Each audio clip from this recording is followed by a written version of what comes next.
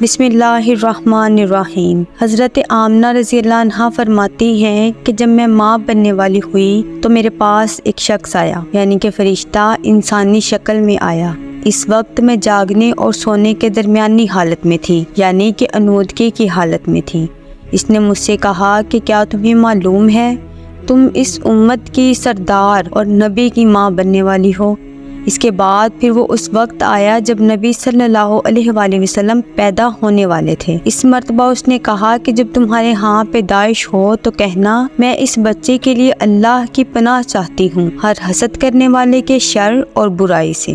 پھر تم اس بچے کا نام محمد رکھنا، کیونکہ ان کا نام تورات میں احمد ہے اور زمین اور آسمان والے ان کی تعریف کرتے ہیں، جبکہ قرآن میں ان کا نام محمد ہے اور قرآن ان کی کتاب ہے۔ ایک روایت کے مطابق فرشتے نے ان سے یہ کہا کہ تم وقت کے سردار کی ماں بننے والی ہو۔ اس بچے کی نشانی یہ ہوگی کہ اس کے ساتھ ایک نور ظاہر ہوگا جس سے ملک شام اور بصرہ کے محلات بھر جائیں گے۔ جب وہ بچہ پیدا ہوگا تو اس کا نام محمد رکھنا۔ حضرت عبداللہ کے چہرے میں جو نور چمکتا تھا، شادی کے بعد وہ حضرت آمنہ کے چہرے میں آ گیا۔ صحابہ کرام رضی اللہ عنہ نے حضور نبی کریم صلی اللہ علیہ وآلہ وسلم سے عرض کی کہ اے اللہ کے رسول، ہمیں اپنے بارے میں کچھ بتائیے۔ آپ علیہ السلام نے ارشاد فرمایا، میں اپنے باپ ابراہیم علیہ السلام کی دعا ہوں، اپنے بھائی عیسیٰ علیہ السلام کی بشارت ہوں۔ جب میں اپنی والدہ کے شکم میں آیا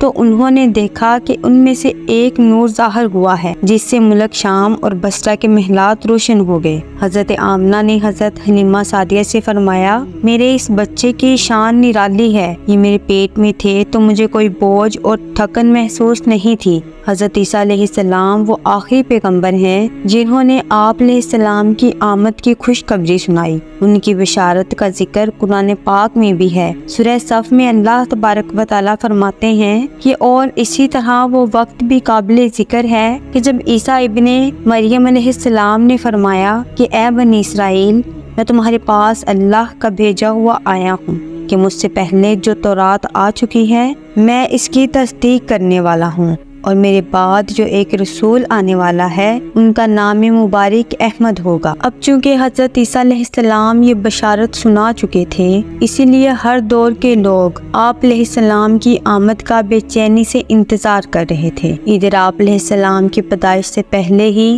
حضرت عبداللہ انتقال کر گئے۔ آپ علیہ السلام کی نبوت کی ایک علامت یہ بھی بتائی گئی کہ آپ علیہ السلام کے والد کا انتقال آپ کی ولادت سے پہلے ہو جائے گا۔ حضرت عبداللہ ایک تجارتی قافلے کے ساتھ تجارت کے لیے گئے تھے، اسی دوران بیمار ہو گئے اور کمزور ہو کر واپس لوٹے۔ قافلہ مدینہ منورہ سے گزرا تو حضرت عبداللہ اپنے ننیال یعنی بنو نجار کے ہاں ٹھہرے۔ ان کی والدہ بنو نجار سے تھیں۔ ایک ماہ تک بیمار رہے اور انتقال کر گئے۔ انہیں یہیں دفن کر دیا گیا۔ تجارتی قافلہ جب حضرت عبداللہ کے بغیر مکہ پہنچا تو عبد المطلب کو پتہ چلا کہ ان کے بیٹے عبداللہ بیمار ہو گئے ہیں اور مدینہ منورہ میں اپنے ننیال میں ہیں، تو انہیں لانے کے لیے عبد المطلب نے اپنے بیٹے زبیر کو بھیجا۔ جب یہ وہاں پہنچے تو عبداللہ کا انتقال ہو چکا تھا۔ مطلب یہ کہ آپ علیہ السلام اس دنیا میں اپنے والد کی وفات سے چند ماہ بعد تشریف لائے۔ آپ صلی اللہ علیہ وآلہ وسلم کی پیدائش سے پہلے مکہ کے لوگ خشک سالی اور قحط کا شکار تھے، لیکن جو ہی آپ علیہ السلام کے دنیا میں تشریف لانے کا وقت قریب آیا، بارشیں شروع ہو گئیں، خشک سالی دور ہو گئی، درخت ہرے بھرے ہو گئے اور پھلوں سے لد گئے، زمین پر سبزہ ہی سبزہ نظر آنے لگا۔ پیدائش کے وقت آپ علیہ السلام اپنے ہاتھوں پر جھکے ہوئے تھے، سر آسمان کی طرف تھا۔ ایک روایت کے الفاظ یہ ہیں کہ گھٹنوں کے بل جھکے ہوئے تھے، مطلب یہ کہ سجدے کی حالت میں تھے۔